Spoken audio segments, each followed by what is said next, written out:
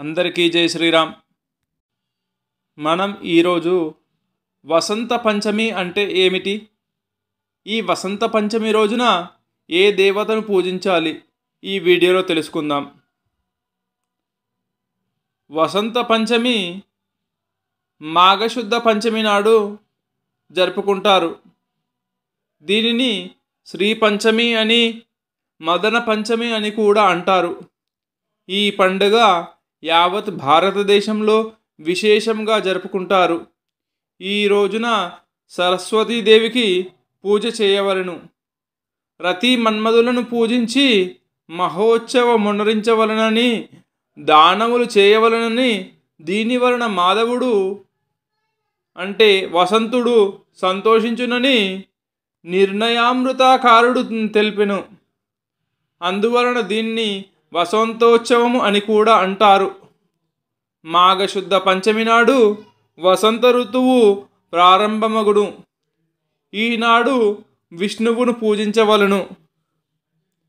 వసంత పంచమి విశిష్టత: సరస్వతీదేవి మాఘ పంచమి నాడు శ్రీ పంచమి పేరిట ఆరాధిస్తారు. సర్వ విద్యలకు ఆధారం వాగ్దేవే కనుక చిన్న పెద్ద తేడా లేకుండా పుస్తకాలు, కళలు అమ్మవారి దగ్గర పెట్టి ఈ రోజున ఆరాధిస్తారు. సంగీత, నృత్యము, సాహిత్యాలకు కూడా ఈ దేవియే మూలం కనుక ఈ తల్లిని నృత్యకేలి విలాసాలతో స్తుతిస్తారు. ఈ శ్రీ పంచమినే వసంత పంచమి అని, మదన పంచమి అని కూడా అంటారు. ఈ తల్లిని జ్ఞానప్రాప్తి కోసం ఆరాధించమని బ్రహ్మవైవర్త పురాణం చెబుతుంది.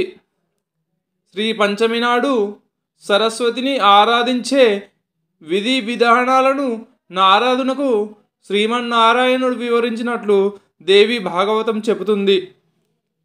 మాఘమాసం శిశిర ఋతువులో వసంతుని స్వాగత చిహ్నంగా ఈ పంచమిని భావిస్తారు. ఋతురాజు వసంతుడు కనుక వసంతుని ప్రేమను కలిగించేవాడు.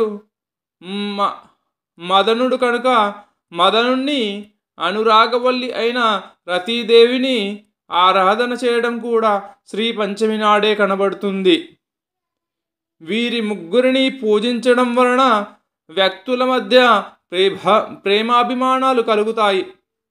దాని వలన జ్ఞాన ప్రవాహాలు ఏర్పడతాయి.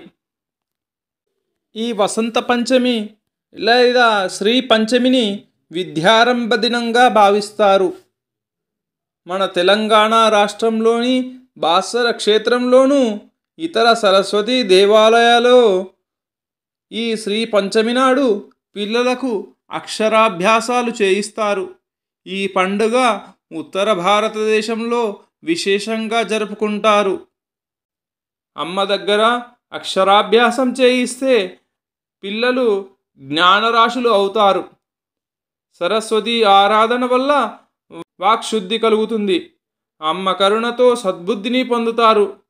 మేధ, ఆలోచన, ప్రతిభ, ధారణ, ప్రజ్ఞ, స్ఫురణ శక్తుల స్వరూపమే శారదాదేవి.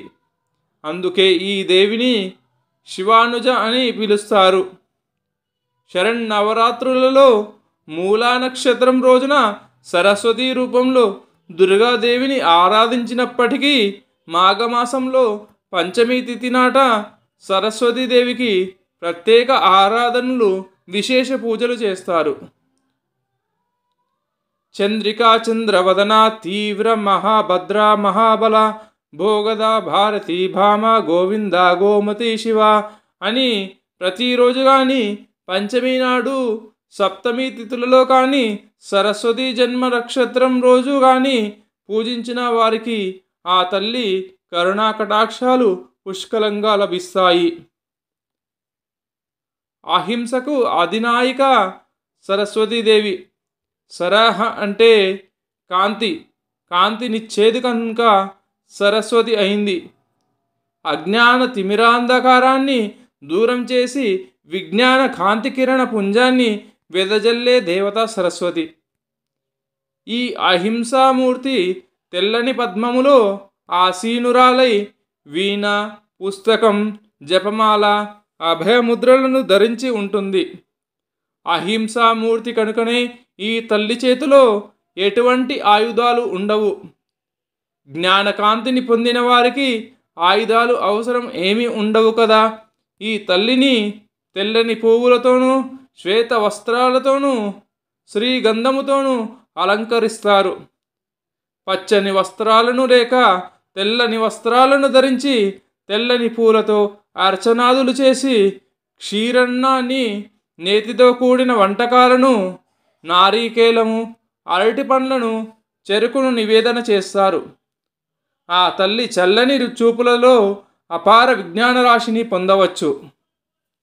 నాగేశ్వరి, మహాసరస్వతి, సిద్ధ సరస్వతి, నీల సరస్వతి, ధారణా సరస్వతి, పరా సరస్వతి, బాల సరస్వతి ఇలా అనేక నామాలున్నప్పటికీ సామంపాతు సరస్వతి అని పూజించేవారు ఆ తల్లికి ఎక్కువ ప్రేమ పాత్రులట. సరస్వతీదేవిని ఆవాహనాది షోడశోపచారాలతో పూజించి సర్వవేళలా సర్వావస్థలయందు నాతోనే ఉండమని ప్రార్థిస్తారు. వ్యాస వాల్మీకాదులు కూడా ఈ తల్లి అనుగ్రహంతోనే వేద విభజనం చేయడం, పురాణాలు, గ్రంథాలు, కావ్యాలు రచించడం జరిగిందంటారు.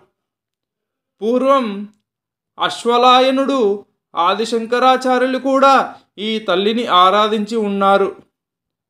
జై శ్రీరామ్, జై శ్రీమన్నారాయణ.